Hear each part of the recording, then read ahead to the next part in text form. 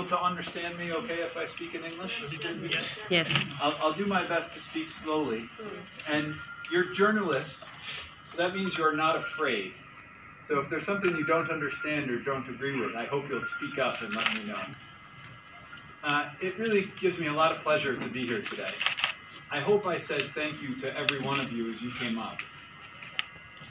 Because I really am grateful that you are here and for the work that you do. Often when we think about patriotism, we think about soldiers in uniform or cabinet ministers in fancy cars. Not me.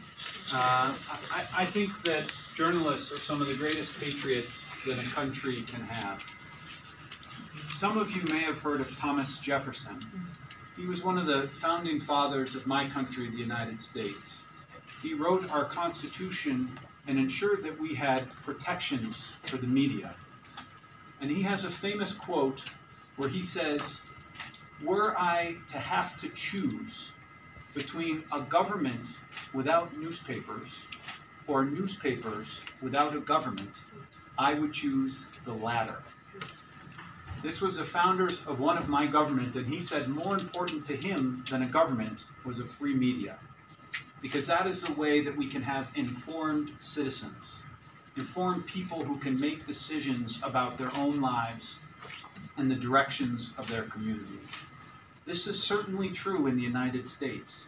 When we look back over our history and we see the progress that we have made, or we see the injustices that we have corrected, in every single case, the media played a crucial role, often at some danger to themselves personally or to their reputation or their standing in society.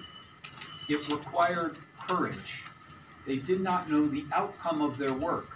Some of them are now famous to us. They have won awards and they are heroes. But they did not know that when they started. Some of them faced physical violence, and some are probably unknown to us because of the trials that they had. But they all contributed to improving my country.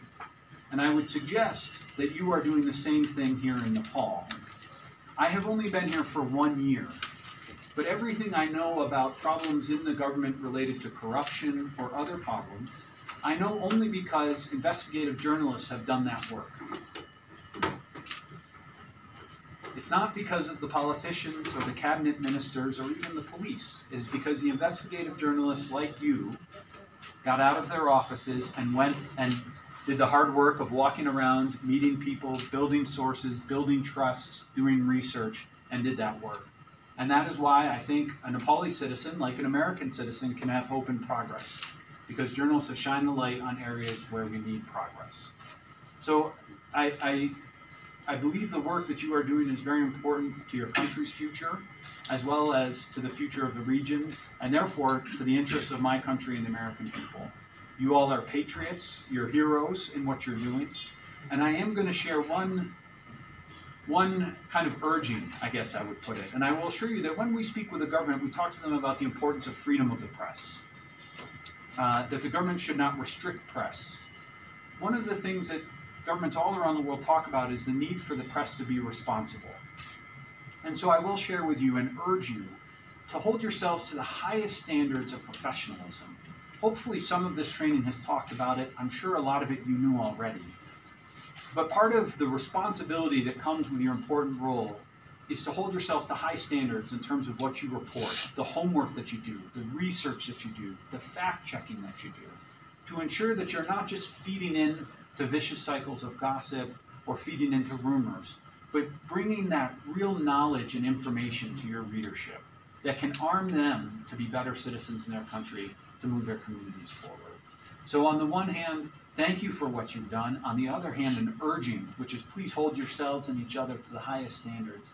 Go forth with courage to do the work that you're doing already, hopefully with some tools from this conference, and rest assured that you have supporters, at least in spirit, in the U.S. government in terms of our commitment to free press around the world. We will continue to be a voice on behalf of free press, including yourselves. So thank you very much for this. Good luck to you as you go forward in the fellowship. I guess it will be like the Idol competitions, where in the end someone will be on stage singing a song. I'm sorry that it can't be all of you, but I hope that part out of this are some connections, some friendships, some alliances, so that if one of you does face trouble, he or she can reach out to others and count on support, because you will be stronger if you are together than if you are apart.